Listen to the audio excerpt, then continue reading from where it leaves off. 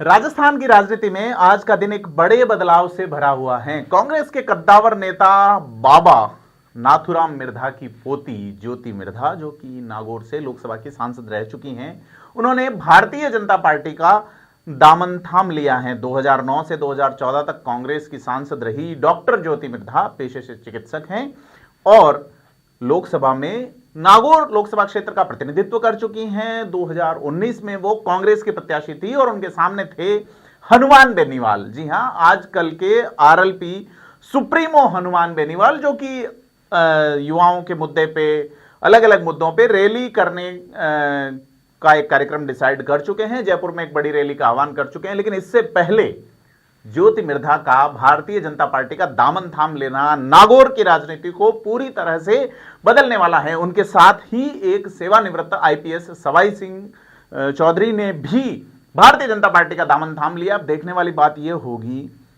क्या लोकसभा के चुनाव में ज्योति मिर्धा या इससे पहले के विधानसभा चुनाव में बाबा नाथुराम मिर्धा की पोती ज्योति मिर्धा नागौर से कोई बड़ा समीकरण के रूप में प्रत्याशी के तौर पे सामने आएंगी?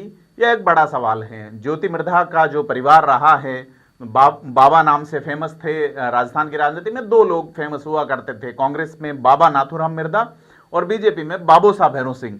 तो किसानों के मसीहा माने जाते हैं, ऐसा कहते हैं। उनको एक बार विदेशी प्रतिनिधि मंडल ने भारतीय संस्कृति के बारे में पूछा, what is the Indian culture, तो उन्होंने कहा Indian culture is only agriculture, यानी कि खेती ही हमारी संस्कृति है। तो लगातार 6 बार जीतने का रिकॉर्ड उनके नाम पे है।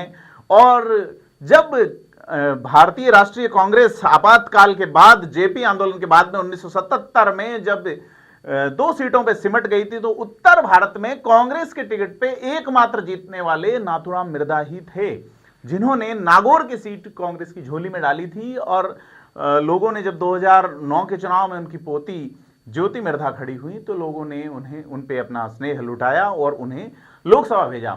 लेकिन इस बार बीजेपी का जो मन है वो साफ नजर आ रहा है कि इस बार हनुमान बेनीवाल से गठबंधन की संभावनाएं कम नजर आ रही हैं, मौजूदा हालातों को देखिए।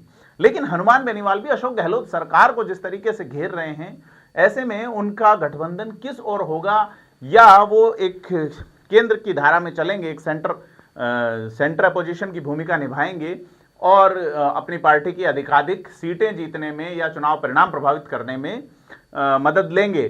क्योंकि उनका पूरा फोकस गंगानगर बीकानेर का जो ये दलित क्षेत्र है, दोनों दलितों की लिए आरक्षित लोकसभा सीटें हैं, नागौर के अलावा वहां भी उनकी लगातार आमद रफ्त देखी गई हैं, उनकी पार्टी की एक्टिविटी देखी गई है।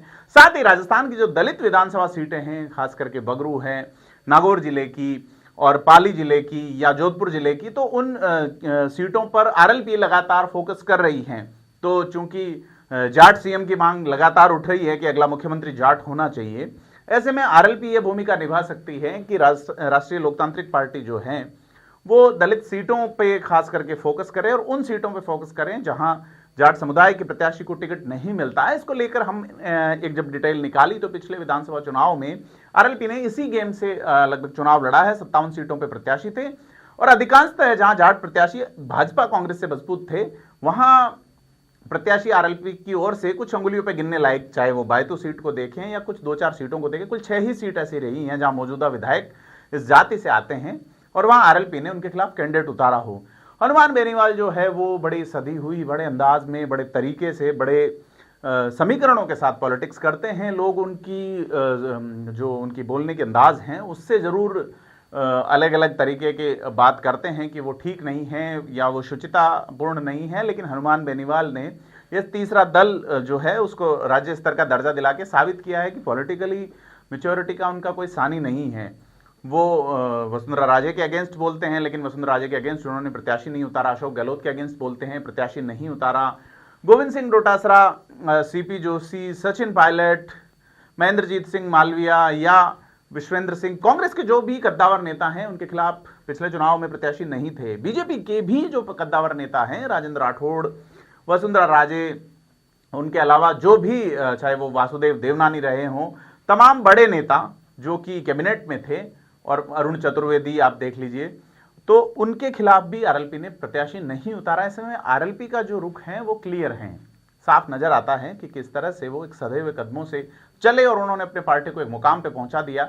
यह मुकाम 2023 में अंत में, या अगर संभव हुआ वन नेशन वन इलेक्शन, तो 2024 की शुरुआत में कहां तक जाके ठहरेगा ये हनुमान बेनीवाल अंदाजा लगा रहे होंगे। लेकिन इससे पहले ज्योति मिर्धा का भारतीय जनता पार्टी में शामिल हो जाना आरएलपी के कतिपय समीकरणों को जरूर प्रभावित करेगा, क्योंकि ज्योति मिर्धा फैमिली का एक बड़ा बेस रहा है आजकल, चूंकि वो सत्ता से बाहर हैं।